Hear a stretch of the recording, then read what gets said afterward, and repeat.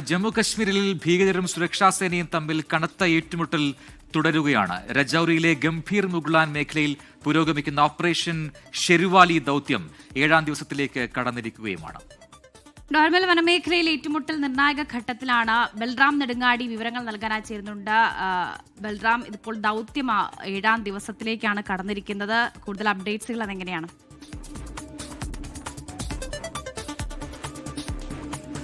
വർഷ Prajin, operation ഷെറിവാലി 7ാം ദിവസത്തിലേക്ക് കടന്നിരിക്കുകയാണ്. ഈ പ്രദേശത്ത് കഴിഞ്ഞ ദിവസം രാത്രിയും ശക്തമായ ഏറ്റുമുട്ടൽ, വെടിയൊച്ചകളുടെയും മറ്റും ശബ്ദം കേട്ടിരുന്നു എന്നാണ് നാട്ടുകാർ അറിയിക്കുന്നത്.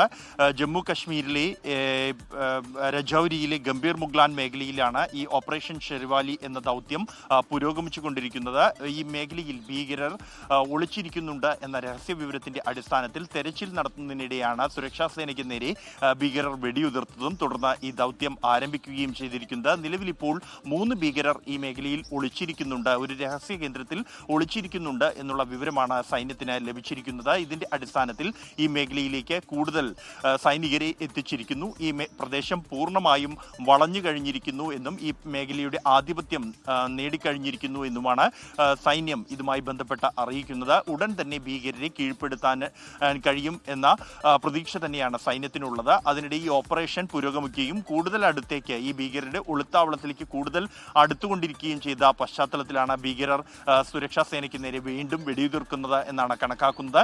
എന്തായാലും ദൗത്യം ഇപ്പോഴും തുടരുകയാണ്. വർഷ പ്രജിൻ. ബൽറാം നെടുങ്ങാടിയാണ് ഡൽഹിയിൽ നിന്നും വിവരങ്ങൾ നൽകി.